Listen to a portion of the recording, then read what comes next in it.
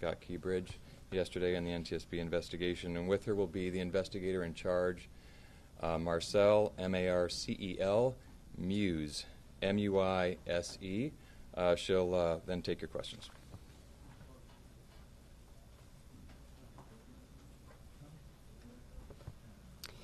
Thank you for joining us. Again, my name is Jennifer Homendy, and I'm the chair of the National Transportation Safety Board. With me today is one of our newest board members, Alvin Brown. Member Alvin Brown this is his training launch, and we have our investigator in charge, who we call the IIC, Marcel Muse. As I mentioned, we arrived on scene yesterday at about 6 a.m., but the team came in from across the country throughout the day. It was really a day to get our bearings. We set up our family assistance program and also began to develop our investigative plan and request documents that we need in order to conduct our investigation. Today is really the first full investigative day on scene. We were able to board the vessel. I boarded the vessel around noon along with our marine safety team and our highway safety team, and I can talk about that in just a bit. But I want to take a moment before I discuss some of the factual information we've been able to identify and speak to the families. On behalf of the National Transportation Safety Board, I just want to extend our deepest condolences. You are in our thoughts and prayers as the days, months, years ahead go forward. Certainly, we are focused on you. Our entire mission is to save lives, and our aim is to prevent this from reoccurring, and we are so very sorry for all that you are going through. It's unimaginable, and truly we think about you throughout this investigation. So as I mentioned yesterday, for those who may not be familiar, the National Transportation Safety Board is an independent federal agency. We are charged by Congress with investigating every civil aviation accident in the United States and significant events in all modes of transportation. That includes bridge collapses, and it includes marine accidents and incidents. Our mission is to determine why something happened, how it happened, and to prevent it from reoccurring, again, to save lives. I want to talk a little bit about how we conduct an investigation, but I think it's really important for folks to understand that we will not analyze any of the information we are collecting. We will not provide any sort of findings, conclusions, or any safety recommendations while on scene. Our entire focus on scene is to collect the perishable evidence. That's documenting the scene, it's taking photographs, it's taking any sort of electronics or components, whatever goes away once the scene is cleaned up.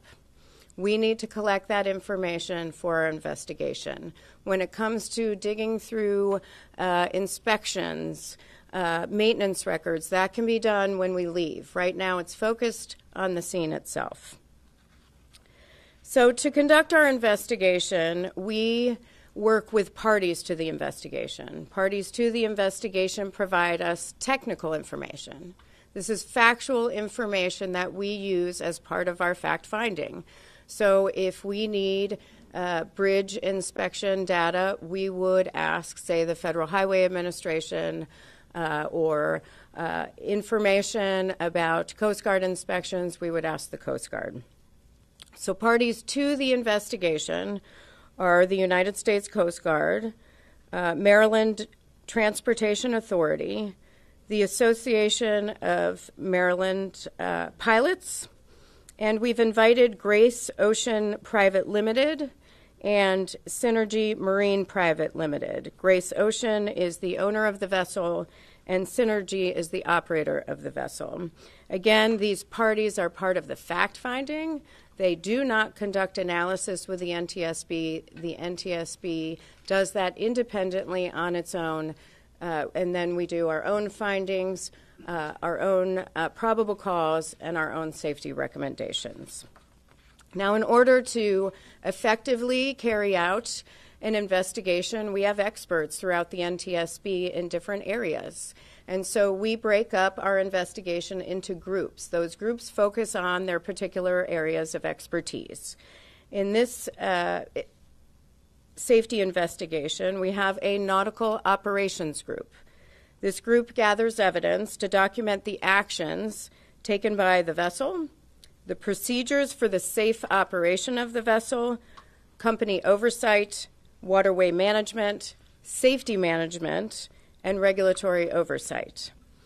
That group would and has collected and has asked for information on, say, duty records, licensing, training. They requested the crew list, so we were able to confirm that there were 21 crew members on board the vessel at the time of this accident, plus 2 pilots. That's 21 crew members plus 2 pilots for a total of 23 individuals on board the vessel at the time of the accident. They also were able to obtain the cargo manifest.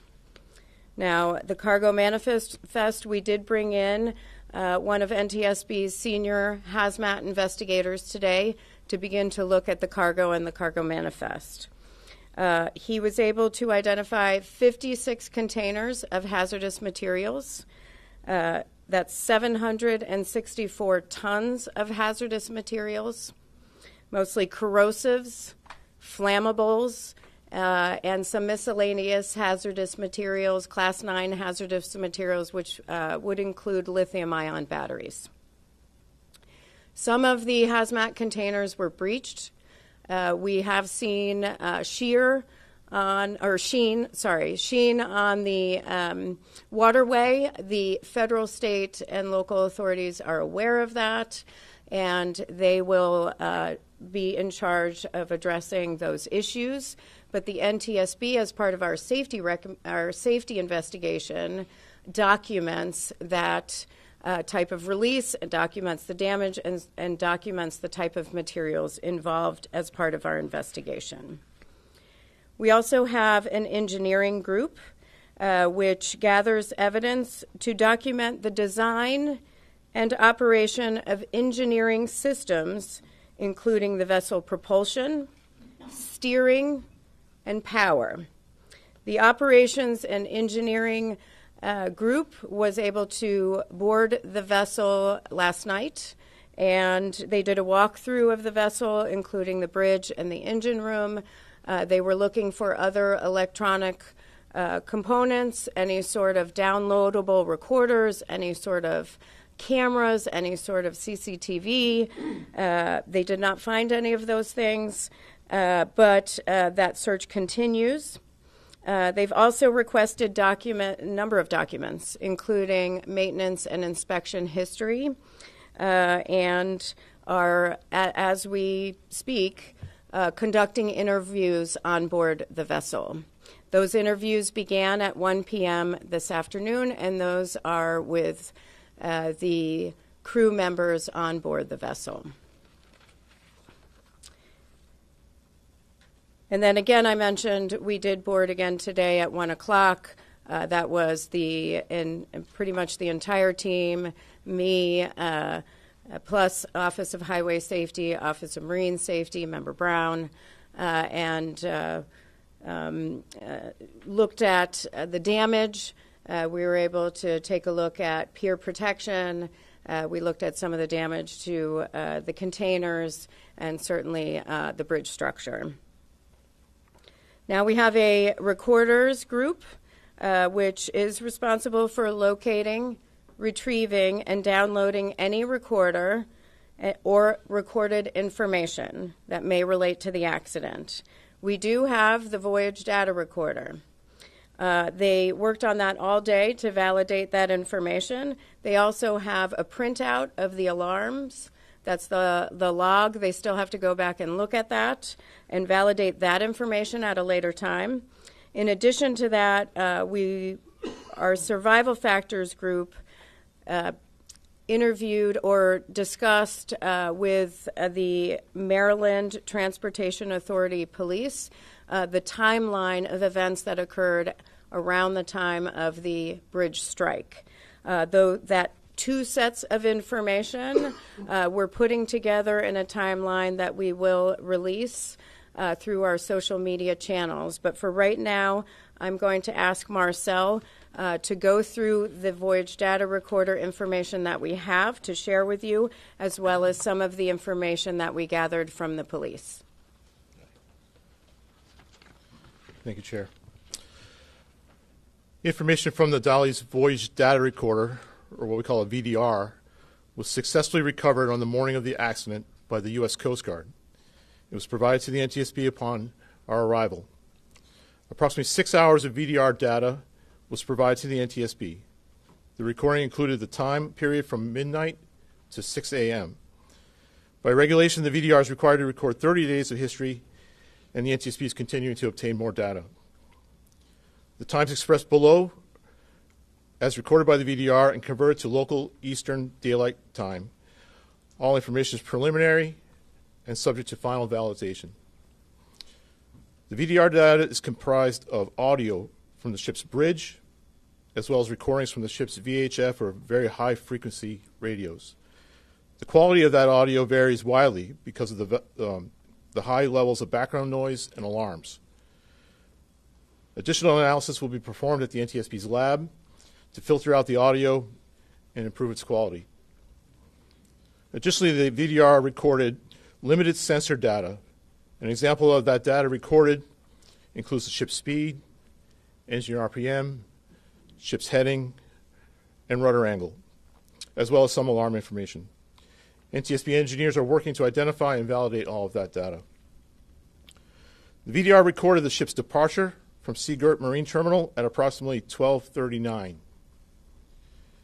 It recorded the ship's transit outbound in the Fort McHenry Channel and the striking of the Francis Scott Key Bridge.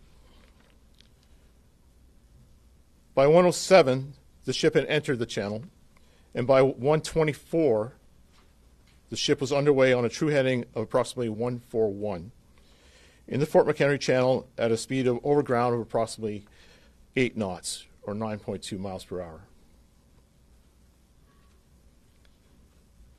At 01:24 and 59 seconds, numerous audible alarms were recorded on the ship's bridge audio. About the same time, VDR sensor data ceased recording. However, the VDR audio continued to record using the redundant power source. At around 01:26 and 2 seconds, the VDR resumed recording sensor data, and during this time there were steering commands and rudder orders recorded on the audio. At around 01:26 and 39 seconds, the ship's pilot made a general VHF radio call for tugs in the vicinity to assist. About this time, the Pilot Association dispatcher phoned the MDTA duty officer regarding the blackout. Around 01:27 and 4 seconds, the pilot ordered the Dally to drop the port anchor and ordered additional steering commands. Around 1:27 and 25 seconds, the pilot issued a radio call over the VHF radio, reporting that the Dally had lost all power and was approaching the bridge. Around this time, MDTA data shows the following also occurred. Their duty officer radioed 2 of their units that were already on scene due to construction on the bridge, 1 on each side of the bridge, and ordered them to close traffic on the bridge. All lanes were then shut down by MDTA.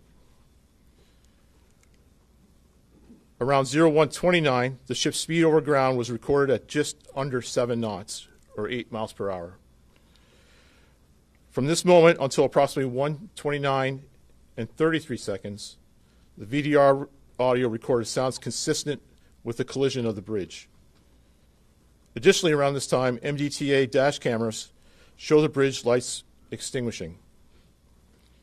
Additional analysis of the VDR audio and comparison with other time sources will be needed to determine the exact time of contact between the dolly and the bridge.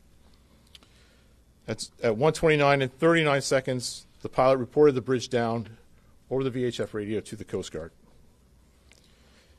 The NTSB will later convene a group of technical experts to review the entire VDR recording and develop a detailed transcript of the dialogue and the event alarms as recorded.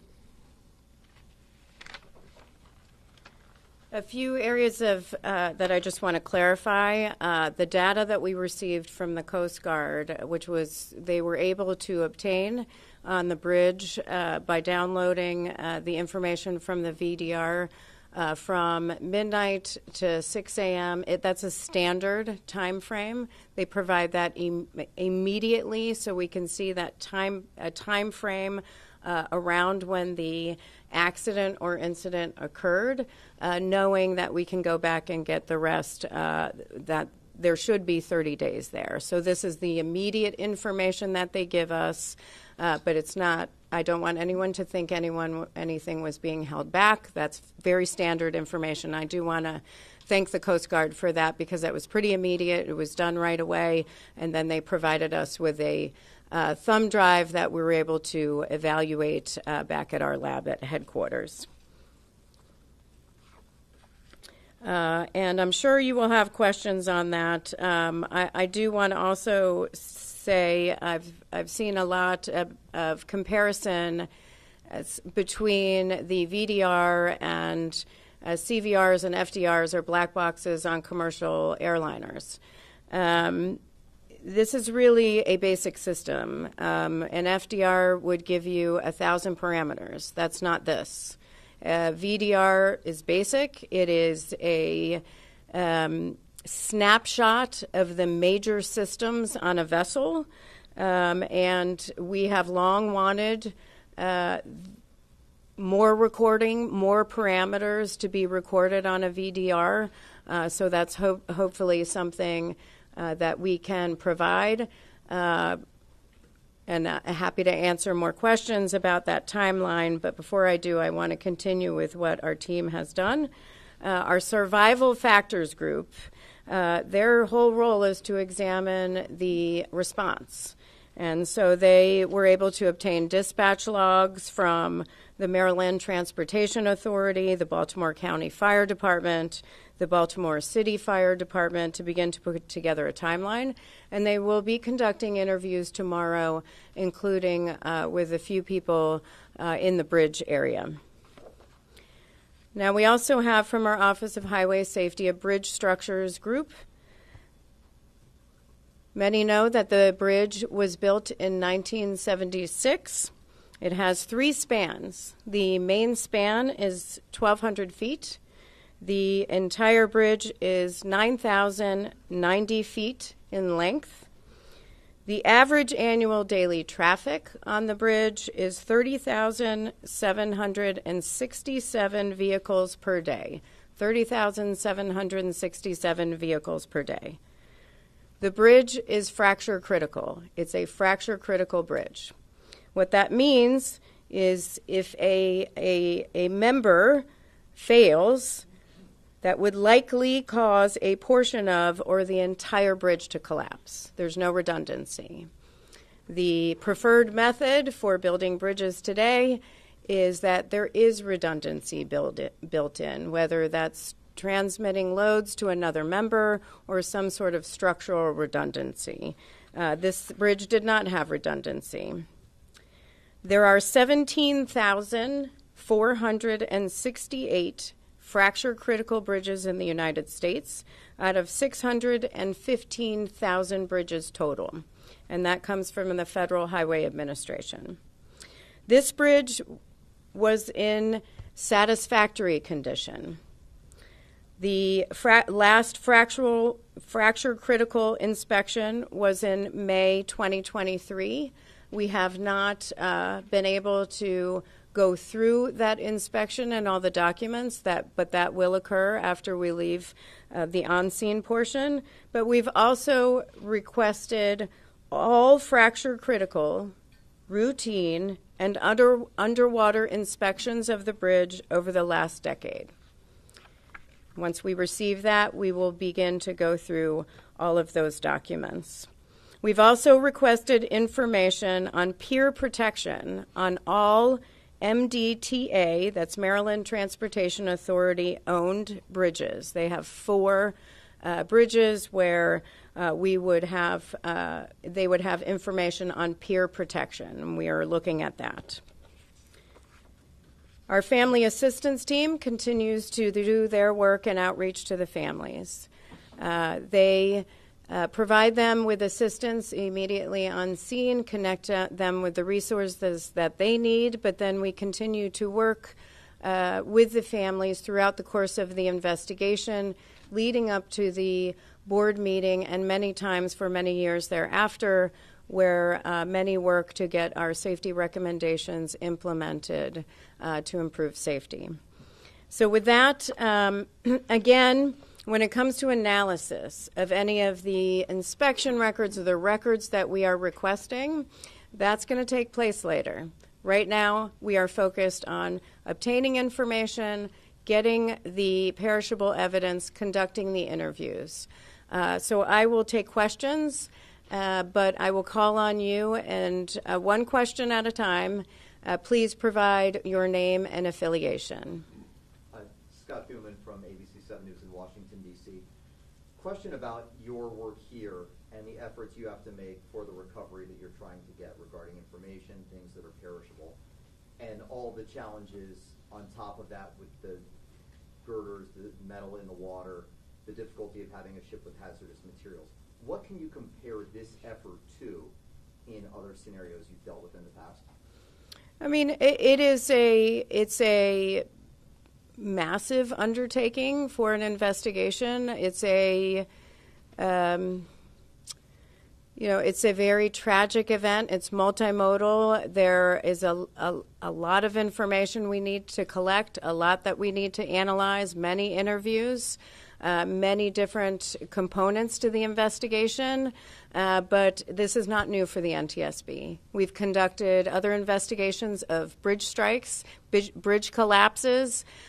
We have an amazing team of individuals who are focused on very specific areas of expertise, and so I have no doubt that we will be able to pull this together in hopefully 12 to 24 months. With that said, we will not hesitate again to issue urgent safety recommendations before that time if we need to. Pete. You said that there was limited sensor data from the voyage data recorder, engine RPM, heading, rudder angle, and alarm information.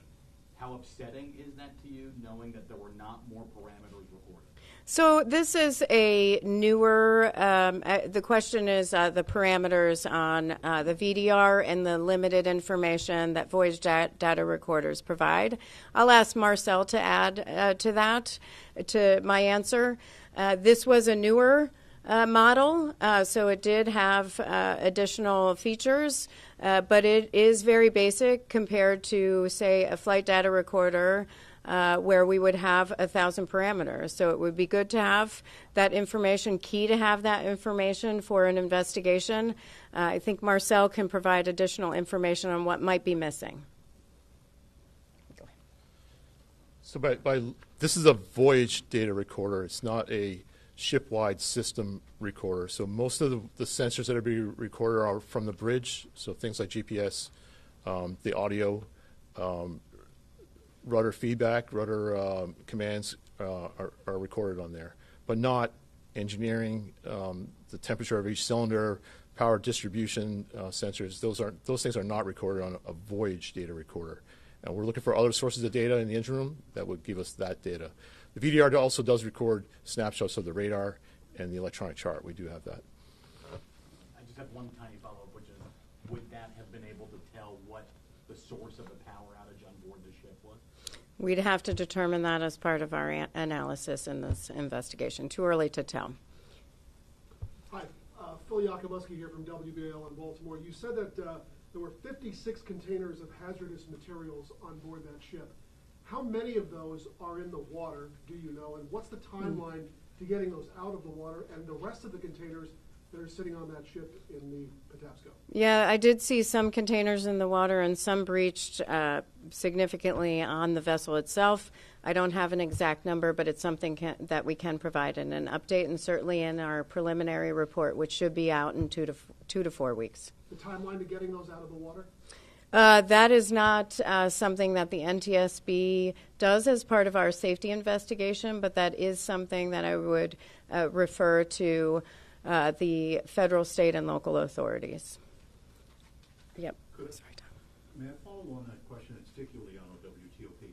Could you characterize the level of concern about this hazardous material leak, the sheen on the water? I mean, should people be concerned about this right now? And is there anything being done to mitigate that? The authorities are aware. It's of the materials themselves, and I would just direct you to them for those sorts of questions. Tom. Madam Chair, could I ask you to give me again the time that the pilot called for the tugs? I didn't get that as quickly as you happened to mention it. And the second of all, when the pilot called for the tugs, confirming the ship had no tugs at all, helping it navigate through the waters before it hit the bridge? That's correct. The tugs help the vessel leave the dock, leave the port, and then get into the main ship channel, and then they leave. Once it's on its way, it's a straight shot through the channel. So there are no tugs with the vessel at that time. So they were calling for tugs. Do you have the time frame? Sure. The pilot made that call at 1:26 and 39 seconds, according to the VTR. Yes. Hey, Jenny, Yuan from the Washington Post. Two things. One, can you update us on the status of the ship workers? What's the food and water situation like, and how long can they expect to be there? And then two, did the ship have signs of power problems before the Mayday call? We have heard, there's a question on the concerns about power, or reports of concerns of power outages on the vessel prior to that moment of the bridge striking. We have seen reports of that. We've read reports of that. We've heard reports of that. That's all part of our investigation that we'll have to look into and verify. With respect, there was a question on the food situation with the workers on board. Cook was cooking. When I got on board, it smelled very good, and I was very hungry.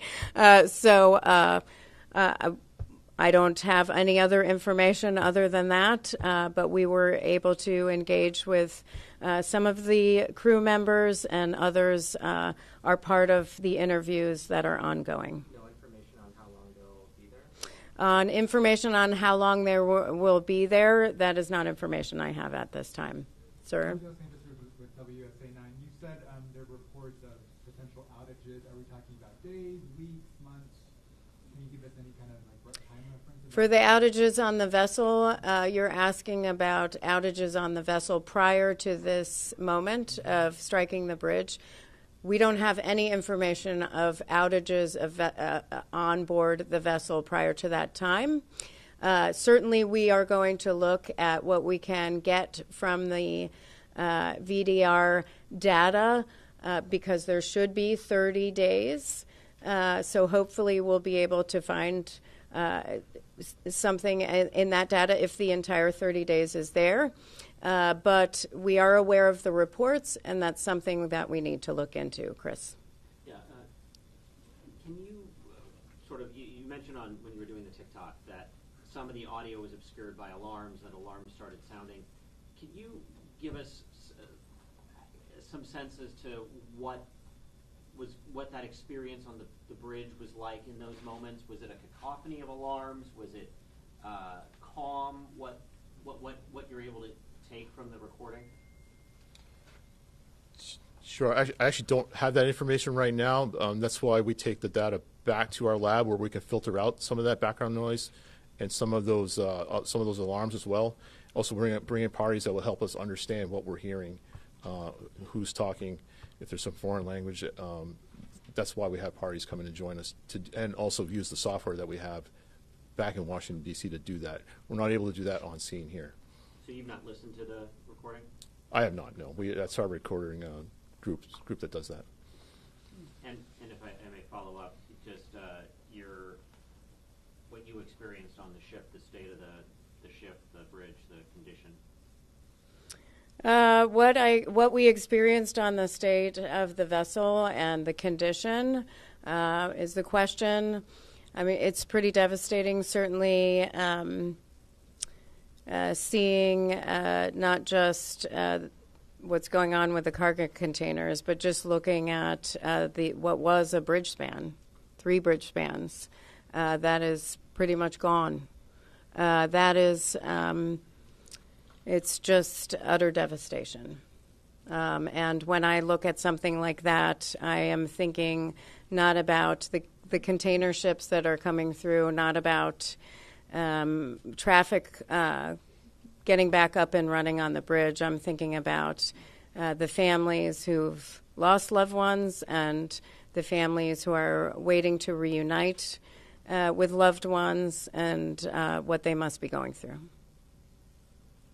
On the alarm information, just to add to that, we have the logs, and we'll go through that. But when we provide the transcript, a lot more will be on the transcript, which we will read out during the course of the investigation. Tom? Have you spoken to the pilot at this point?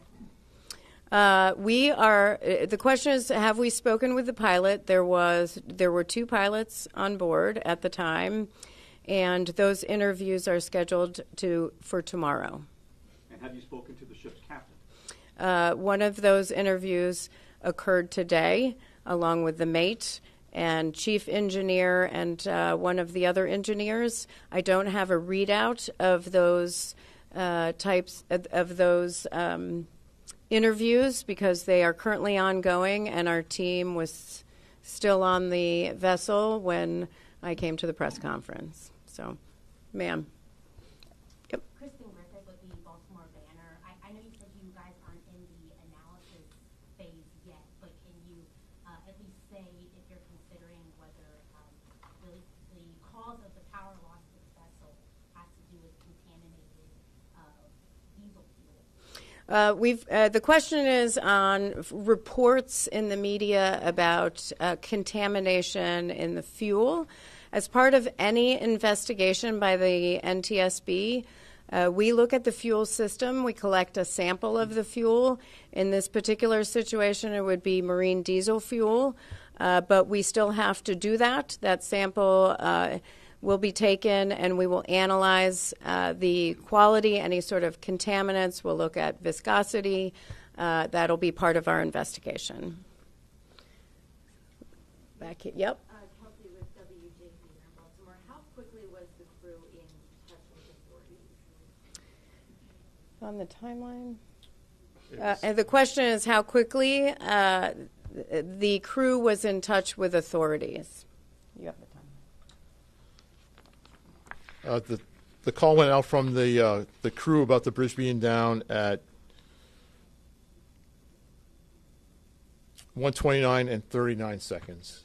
And we have the bridge fall about 1:29 and 0 seconds. Our first indication of a problem was when the pilot called for tugs. So that was at 01. I'm sorry. Hold on. At 01, 26, and 39 seconds is when the pilot called for tugs. That would be the indication. That's the indication of the first sign of needing help. How long was that after the VDR stopped recording? That was 1:26, I think it's something. 1:24 and 59 seconds. Thank you. Was there any controllability left in the boat after these alarms went off? And I mean, was there any hope, I guess is kind of the question, that they could steer the ship back onto the lane? Was it out of control? Well, first of all, we've seen the recordings. We have data which is consistent with a power outage. However, we don't have factual information that can confirm that power outage. So we aren't there yet. That's why we are looking for more information on the ship. Yep. You have a video that pretty much shows everything that happened in this crash. How helpful is the video that shows what happened? Yeah, so the video, the question is how helpful the video is that we've seen circulating of the bridge strike. Certainly it is helpful, but the NTSB has to focus on data that we are able to validate as part of our investigation. The public, the world, relies on us to be independent, thorough, fact-based, and it is meticulous work. But because we do that, we get to the right solutions as part of our investigation. We are very careful not to jump to conclusions, to speculate, and so it's helpful to have. But what's really helpful is the information that we are able to validate, and that takes time, and that will lead us to the findings, probable cause, and safety recommendations that we'll issue. Yes? Kyrie Stewart, WBAL. Can you tell me exactly the kinds of hazardous material that were in the containers that were breached and approximately how much that's been spilled into the waterway? The question is the types of hazardous materials that were breached. The information I have right now of the containers of hazardous materials, the total of 56 containers, were those contents. On what was in the actual breached containers, we'll have to provide you more information on that. But in total, it was a number of corrosives, a number of flammable materials, and we have some miscellaneous. They fall under what is Class 9, which is miscellaneous hazardous materials, which is where the lithium-ion batteries would be. How big the spill is? How big that? Approximately how much is in the waterway right now? The question is how much would be in the waterway, how big the spill would be. First of all, we have to get to some of those containers. It's a pretty dangerous situation in that area, and we can't go in there. I doubt any other federal authorities right now could go to see how much is left in the containers themselves. Last question. Beatrice Peterson, ABC News. I'm just curious, has the ship regained power, and if the bridge wasn't destroyed, would the ship be able to move? That's a lot of assumptions. For the NTSB, we don't speculate. We don't make assumptions on the what ifs. Right now, we are just focused on the facts and on what occurred in this accident to determine what happened to prevent it from reoccurring. And can you talk to me a little bit more about the safety challenges? Earlier today, Governor Moore said that they had to suspend the recovery mission because it was unsafe for the divers to swim. I was just wondering, are there any other challenges you guys are facing outside of the hazardous materials? The question is on the challenges for our team.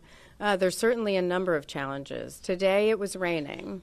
I will say what it requires to go to the vessel.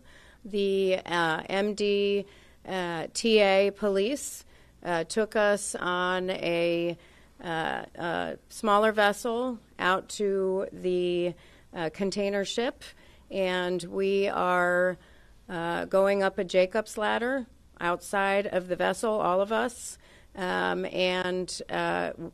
Once we get up there is a lot to traverse. It's raining. It's slippery. Of course, we have the hazardous materials. We have containers that are open. We certainly have structural damage everywhere. So we have to make sure that we have our safety gear. that we are focused on holding both handrails at the same time and being safe. In wet conditions, and it's cold. That can be very difficult, and so safety is a top priority. Certainly for us, it's a value for the NTSB, but it is very difficult. And I'll say, just being out there when the Baltimore City and Baltimore County Police today, who were doing a lot of the work on the recovery mission, I mean, it's cold. It's cold water. It's raining. And you have current and all sorts of waterway challenges. So it can be very dangerous. But listen, everybody is focused on the right thing, which is reuniting families with their loved ones. That has to be our main focus. Everything else in the investigation can wait. Certainly we are doing what we can do, but that is everyone's focus right now. Thank you so much. Does the ship have power right now? Right now, it cannot move. They have power. They're not sitting in the dark, right? Yeah, they're not sitting in the dark right now, but it cannot move right now. That's a question on whether the ship can move. No. Thank you. Thank you. Thank you.